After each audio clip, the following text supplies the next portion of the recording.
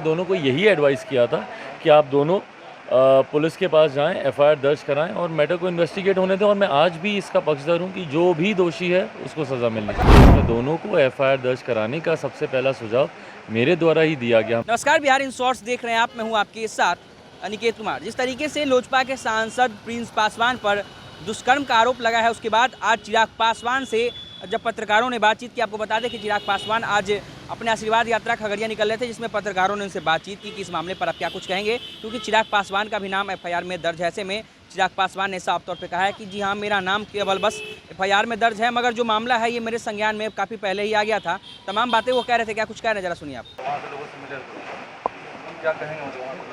नहीं, देखिए, जिस तरीके से पिछली बार जब पापा का जब निधन हुआ था तो उस वक्त हम लोग गांव गए थे, और उसके बाद इस बीच में भी मेरा एक कार्यक्रम लगा।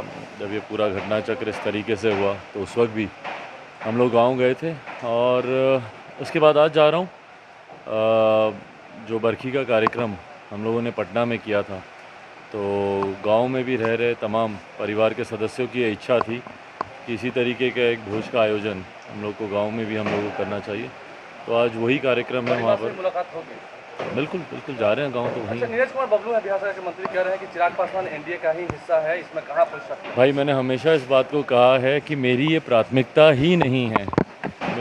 मैं बहुत बहुत धन्यवाद करता हूँ नीरज कुमार बबलू जी का, पर मैंने इस बात को हमेशा कहा है कि मेरी अभी प्राथमिकता सिर्फ मेरी आशीर्वाद यात्रा है और उसके माध्यम से अपने संगठन को मजबूत करना, और मेरा ध्यान कहीं पे नहीं है। कितने हद तक सच है चिराग जी, जो विवाद उठा है एफआईआर वाला, आपका भी नाम मतलब है कि हाँ, उन्हें पता था, उन्हें पहले से संज्ञान में था?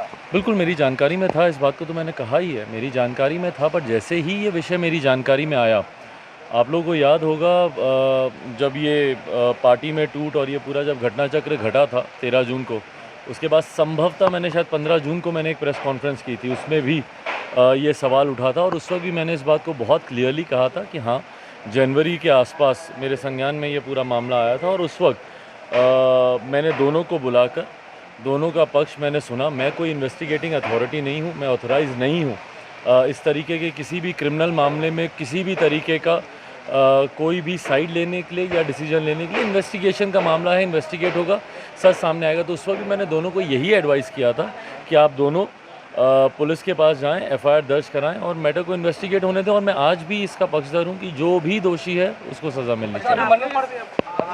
आपके ऊपर भी मतलब बातें निकल के आ रही हैं, आपके ऊपर भी एफआईआर हुआ, मतलब नाम उसमें मेरा नाम आया है। भाई, आप ऐसे बड़े शब्दों का इस्तेमाल कर रहे हैं जैसे मैं उसमें एक्यूज़ हूँ।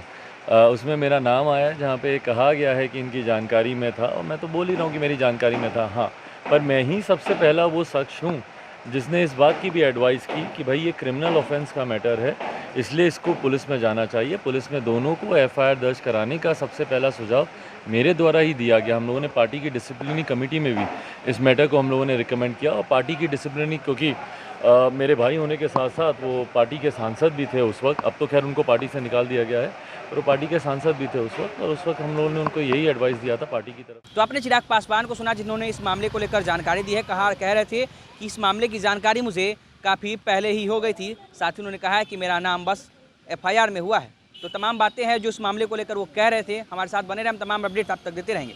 हमारे चैनल को सब्सक्राइब कर ले, फेसबुक पेज को लाइक करें, इस वीडियो को ज़्यादा से ज़्यादा शेयर करें। धन्यवाद। दोनों को यही एडवाइस किया था कि आप दोनों पुलिस के पास जाएं, एफआईआर दर्ज कराएं और मैटर को इन्वेस्टिगेट होने दें। और मैं आज भी इसका पक्षधर हूं कि जो भी दोषी है उसको सज़ा मिलनी चाहिए। पुलिस में दोनों को एफआईआर दर्ज कराने का सबसे पहला सुझाव मेरे द्वारा ही दिया गया।